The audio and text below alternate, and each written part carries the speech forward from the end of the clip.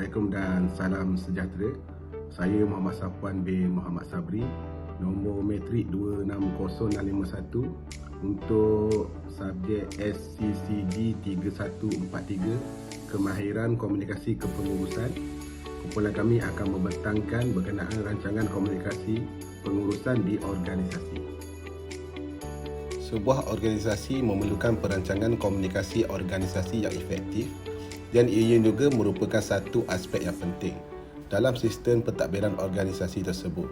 Hal ini dikatakan kerana kejayaan sesebuah organisasi tercipta daripada keberkesanan komunikasi yang diamalkan dan diterapkan kepada khalayak sasaran, selain daripada membantu matlamat dan misi organisasi dapat dicapai dengan jayanya.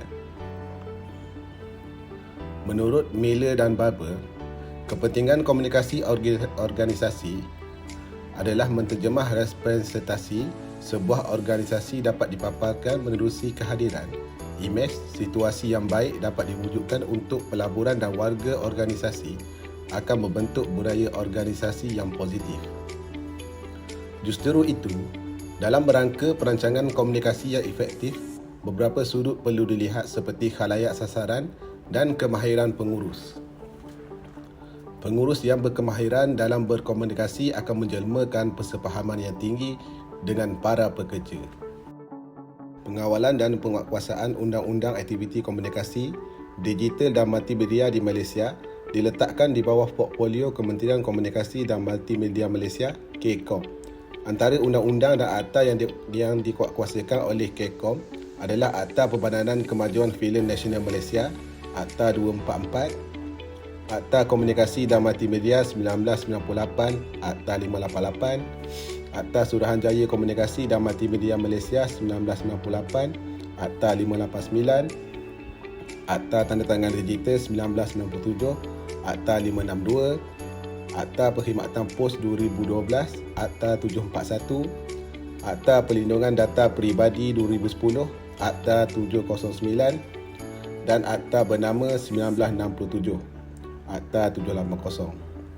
Selain itu juga, KCOM dibarisi dengan agensi dan badan berkanun iaitu Pertubuhan Berita Nasional Malaysia bernama Perbadanan Kemajuan Filem Nasional Malaysia (FINAS), Suruhanjaya Komunikasi dan Multimedia Malaysia (SKMM), Perbadanan Ekonomi Digital Malaysia (MyNIC), Cyber Security Malaysia, My Creative Venture, Jabatan Penyiaran Malaysia, Jabatan Penerangan Malaysia, Jabatan Perlindungan Data Peribadi dan Institut Penyiaran dan Penerangan Tun Razak. Sebelum ini, KCOM disingkatkan kepada KKMM dan pada 17 Mac 2022 telah dijenamakan semula sebagai KCOM oleh Menteri KCOM sendiri, Tan Sri Anwar Musa. Penjenamaan semula tersebut dilaksanakan adalah untuk mengelakkan kekeliruan dengan SKMM. Menerusi kajian yang dijalankan oleh Muhammad Ziamri, Amira dan Muhammad Azlan Shah, telah diringkaskan kepada 3 perspektif iaitu perancangan, pelaksanaan dan penilaian komunikasi. Perancangan komunikasi. Peran utama organisasi dan agenda yang menumpukan jenama dan produk organisasi serta menggerakkan pengurus dan warga organisasi menjalankan fungsi dengan cekap, melaksanakan dasar, peraturan dan undang-undang yang menjadi kerangka operasi organisasi. Perspektif ini bertujuan untuk memberi kefahaman dan kesedaran dengan efisien kepada khalayak berkenaan matlamat, visi dan misi organisasi. Tempoh masa dikategorikan kepada jangka pendek, sederhana dan panjang. Pelaksanaan komunikasi bermula dengan penetapan objektif dan disusuli dengan perincian khalayak yang bersesuaian untuk memastikan objektif tercapai. Dalam perspektif, penyampaian mesej diutamakan berdasarkan dengan menandangi jurang maklumat dan halangan penyampaian mesej. Dalam pada itu, analisis penyesuaian alat dan saluran komunikasi yang hendak digunakan untuk menterjemahkan keberkesanan strategi juga dilaksanakan dalam perspektif ini. Tempoh masa dikategorikan kepada satu tempoh masa yang tertentu. Penilaian komunikasi. Penambahbaikan dilaksanakan dalam perspektif ini adalah untuk meningkatkan keupayaan organisasi di masa yang akan datang. Audit komunikasi merupakan salah satu bentuk penilaian komunikasi. Pemahaman yang lebih baik dapat diterjemahkan dengan membuat penilaian ketat terhadap keberkesanan strategi komunikasi menerusi kajian yang telah dijalankan. Dalam pada itu, ianya dapat membantu organisasi memperbaiki dan merangka semula kaedah komunikasi yang lebih berkesan. Assalamualaikum warahmatullahi wabarakatuh. Saya Faridah binti Hashim, matrik nombor 267098. Seterusnya saya akan membentangkan tentang objektif program serta pemilihan dan penggunaan teknologi media dan komunikasi sebagai alat peningkatan amalan komunikasi di KECOM. Bagi melaksanakan pengurusan komunikasi yang berkesan di KECOM, objektif program yang perlu ditetapkan bagi memastikan matlamat dan penyampaian kepada sasaran penerima maklumat tercapai. Justru, objektif program dapat diselaraskan seperti berikut. Pertama, bagi membentuk sebuah jalinan hubungan dan interaksi berkesan antara pihak pengurusan atasan KECOM dengan kaki tangan sokongan untuk melakukan pembaharuan dan perubahan dalam organisasi. Ia dapat meningkatkan keyakinan diri dan membuka peluang kepada kaki tangan KECOM untuk menyerahkan kelebihan dan kemahiran masing-masing untuk melakukan sesuatu bidang yang baharu. Kedua, bagi mengenal pasti dan menyelesaikan masalah komunikasi yang wujud dalam KECOM. Hasilnya, ia akan menggalakkan kerjasama antara pemimpin dan kaki tangan bawahan, seterusnya memperbaiki kualiti penyampaian dalam perkhidmatan. Dan yang ketiga, penyelarasan untuk berkongsi maklumat sangat penting untuk memastikan mesej yang disalurkan dapat diterima dengan berkesan dan menyeluruh. Oleh itu, pemilihan penggunaan alatan dan saluran bagi tujuan komunikasi yang betul di KECOM adalah penting untuk memastikan keberkesanan dalam menyampaikan maklumat dan arahan dalam kementerian. KECOM telah mengambil langkah proaktif dengan memanfaatkan penggunaan kemajuan ICT untuk berinteraksi dengan kaki tangan. Pengurusan tertinggi KECOM melaksanakan penyampaian dan perkongsian maklumat atau arahan kepada kaki tangan di bawahnya melalui aplikasi seperti WhatsApp, email dan media sosial agar maklumat yang ingin disampaikan dapat diselaraskan dengan mudah dan cepat. Ketika pelaksanaan Perintah Kawalan Pergerakan PKP yang diumumkan oleh kerajaan ketika pandemik COVID-19 melanda negara yang mengkehendaki semua kaki tangan di KECOM untuk bekerja dari rumah. Keadaan tersebut telah membuatkan pihak kementerian untuk menggunakan alatan ICT untuk kekal berhubung dan agar aktiviti perkhidmatan kementerian tidak tercecas. Mesyuarat dan perbincangan diadakan secara atas talian dengan menggunakan persidangan video dan aplikasi atas talian di mana KECOM memilih teknologi komunikasi sebagai amalan dan alatan dalam proses komunikasi organisasi kerana melihat kepada banyak ciri-ciri dan peranan yang agak moden dan canggih sebagai saluran dan medium perhubungan yang paling dominan. KECOM juga menggunakan media sosial yang ada seperti Facebook rasmi kementerian sebagai salah satu strategi untuk menarik minat orang awam dan membolehkan kaki tangan dalam kementerian untuk berkongsi dengan lebih mudah di samping mengetahui info terkini mengenai kementerian. Ia secara tidak langsung boleh meningkatkan reputasi KECOM dengan menyebarkan maklumat dan kesahihan berita yang betul dan pantas, terutamanya dalam menyekat peneruran berita palsu. Pemilihan dan penggunaan media komunikasi dapat mempengaruhi kualiti proses perkongsian dan penyebaran maklumat disebabkan oleh maklumat yang tepat dan berkualiti yang diperlukan oleh kaki tangan untuk menyiapkan tugasan yang diberikan, seterusnya menyelesaikan masalah yang wujud di samping melakukan perubahan dalam organisasi. Contohnya, KECOM telah memperkenalkan aplikasi Digital Document Management System atau juga dikenali sebagai DDMS bagi sistem pengurusan fail dan rekod di kementerian. Pembangunan sistem DDMS ini telah melancarkan proses merekod dan sebarang tindakan yang perlu diambil dapat diselesaikan dengan cepat dan dilakukan secara atas talian selama 24 jam di mana jua berada. Assalamualaikum, nama saya Farah Aina binti Rosli, nombor matriks 267096. Saya akan membentangkan tentang permasalahan komunikasi yang dikenal pasti melalui analisis SWOT. Untuk memakin dan menjana hasil perolehan dan mutu perkhidmatan yang baik bagi sesebuah organisasi awam seperti KECOM, lazimnya akan menggunakan kaedah analisis SWOT untuk menyelesaikan pelbagai masalah yang berlaku. SWOT dalam erti kata lain bermaksud strength, weakness, opportunity and threat. Justru KECOM menggunakan analisis SWOT untuk berperanan lebih dalam mendalami ciri-ciri kekuatan, kelemahan, peluang dan ancaman dan hubungannya terhadap penggunaan teknologi komunikasi dalam organisasi awam dan proses pembaruan dari sehari ke sehari. Bagi analisis pertama ialah strength, kekuatan, dengan penggunaan teknologi media dan komunikasi sebagai alat peningkatan amalan komunikasi dalam badan kerajaan seperti KECOM telah memperluaskan lagi sistem dan menambah baik proses mengurus dan mentadbir hal-hal berkaitan pentadbiran. Oleh itu, dapat dilihat dengan kemudahan pesat komunikasi seperti ini memudahkan segala kerja urusan penyimpanan maklumat butiran diri rekod secara lebih teratur, selain dapat menjimatkan alam sekitar dengan kaedah paperless tanpa perlu menggunakan banyak kertas yang dibuat daripada kayu gaya di hutan. Selain itu, dengan penggunaan peningkatan alat komunikasi dan sistem juga memudahkan urusan orang awam untuk mengisi borang aduan atau borang perkhidmatan dalam urusan pentadbiran seharian, serta memudahkan kaki tangan KECOM untuk menyemak borang e-online dengan lebih cepat.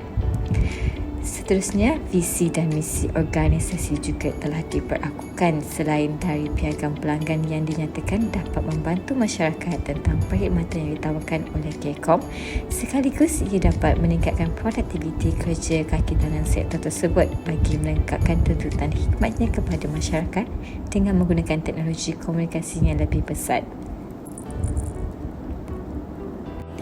Seterusnya ialah weakness, kelemahan.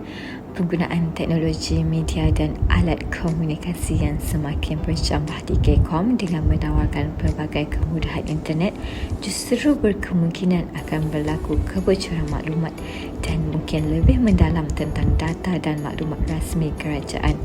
Hal ini dapat dilihat apabila pihak-pihak yang tidak bertanggungjawab telah menyebarkan perkara rahsia dan sulit kerajaan untuk diketahui oleh umum.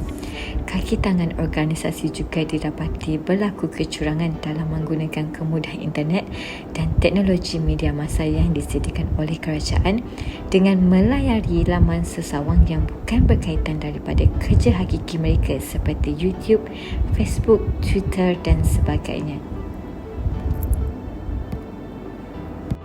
Analisis yang ketiga ialah opportunity, iaitu peluang. Antara kriteria yang boleh digunakan bagi meningkatkan mutu perkhidmatan organisasi adalah peluang yang terbuka dan harus digunakan sebaiknya agar KECOM bergerak seiring dengan objektif utama. Ini juga adalah bertepatan dengan konsep kerajaan yang telah membuka peluang pekerjaan kepada organisasi luar dan menarik agensi swasta maupun awam untuk bersama-sama bekerjasama dalam membuat satu pangkalan data yang memudahkan masyarakat bagi melayari dan mendapatkan bukti data secara lebih tepat. Faktor ini merupakan pemangkin kepada persaingan untuk sektor awam dan swasta bersaing secara lebih sihat untuk memasuki kontrak data sistem kerajaan di samping menjaga kualiti teknologi media masa serta tahap piawaian ISO bertepatan dengan standard teknologi terkini. Dengan cara ini, dapat menarik lebih banyak pelabur-pelabur asing untuk melabur dalam projek yang ditawarkan oleh KECOM supaya negara dapat berkembang lebih pesat seiring dengan negara barat yang terlebih dahulu mendominasi teknologi komunikasi. Analisis yang terakhir ialah threat, ancaman. Antara ancaman utama yang sering berlaku adalah pencerobohan laman sesawang di mana ia melibatkan pengubahsuaian sistem yang ditawarkan organisasi dengan menggantikannya dengan laman phishing, malware atau virus kepada pengguna yang melawati laman sesawang KECOM yang tidak disili oleh orang yang cerdik IT. ia sekaligus menunjukkan kelemahan sistem teknologi oleh agensi awam jika tidak diselenggara dengan baik dan juga menyukarkan pengguna, di mana segala data proses butiran dinafikan serta mendedahkan mereka kepada bahaya jika orang awam memuat naik butiran diri yang seharusnya menjadi sulit di antara pengguna dan kaki tangan Kekom, terutamanya apabila ia melibatkan data butiran perbankan. Kemudahan yang ditawarkan oleh Kekom juga seringkali menjadi satu faktor punca ancaman dari segi penyamaran dan pemalsuan butiran dan pengenalan diri yang betul, serta menggunakan identiti penyamaran dengan menggunakan butiran maklumat orang lain yang tidak berkaitan. Ia juga bukan sahaja mendedahkan individu yang tidak bersalah, malah boleh menjurus kepada penyelewengan dari pihak yang tidak bertanggungjawab. Justru setiap kaki tangan awam dan juga pengguna perlu menyedari kesedaran yang tinggi dan berintegriti serta perlunya ada imej komunikasi korporat dalam sebuah syarikat bagi menunjukkan imej yang baik dan sistematik di mata kaki tangan kerajaan dalam penggunaan teknologi pesat ini. Assalamualaikum warahmatullahi wabarakatuh dan selamat petang. Saya Muhammad Safwan bin Ismail, nombor matrik 267232. Saya akan menerangkan tentang cadangan penambahbaikan pengurusan komunikasi yang boleh diguna pakai dalam Kementerian Komunikasi. Terdapat beberapa cadangan penambahbaikan sistem pengurusan komunikasi yang boleh dipertimbangkan. Yang pertama adalah menggunakan platform media sosial secara maksimum. Fungsi utama media sosial adalah untuk memudahkan penggunanya menyampaikan, menyebarkan serta berkongsi maklumat serta berkomunikasi di antara pengguna-pengguna lain secara interaktif dan aktif dalam masa yang nyata. Yang kedua, cadangan penambahbaikan seterusnya adalah memahirkan kaki tangan dalam menggunakan media sosial. Kaki tangan Kementerian Komunikasi perlu diberi latihan di dalam penggunaan media sosial itu sendiri. Kita sedia maklum, zaman telah beralih arah serta dilandasan kemajuan tanpa sepadan. Semua orang paling tidak mempunyai akaun media sosial sekurang-kurangnya satu aplikasi. Pihak atasan Kekom boleh menambah baik sistem keselamatan komunikasi di jabatan dengan melantik kontraktor yang sah untuk mengendalikan perisian keselamatan di organisasi berkenaan. Akan tetapi, untuk melantik wakil kontraktor ini perlulah mengikut proses ataupun piawaian yang ketat demi menjamin ketelusan mereka dalam menjaga maklumat serta data-data agensi kerajaan dari tersebar meluas yang mampu menggugat kesejahteraan negara. Selain daripada itu, Kekom sendiri boleh menghantar kaki tangan mereka ke kursus perisian keselamatan.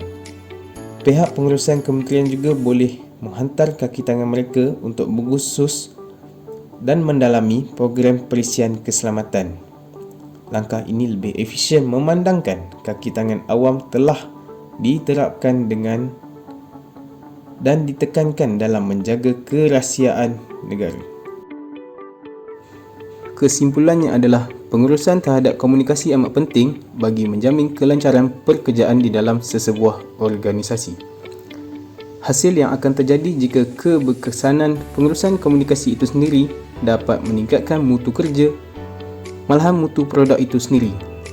Selain daripada itu, organisasi itu sendiri akan melahirkan kaki tangan yang komitmen terhadap kerja mereka, malahan akan meningkatkan tahap kepuasan bekerja serta meningkatkan tahap disiplin kaki tangan mereka sendiri. Secara tidak langsung, organisasi itu sendiri akan dapat meningkatkan tahap mutu produk mereka sekaligus menjadikan organisasi mereka berkaliber dan berkejaya. Selain daripada itu, organisasi akan dapat menawarkan sokongan yang pantas dan cekap kepada pelanggan serta membantu meningkatkan keproaktifan perniagaan serta organisasi mereka terhadap masyarakat.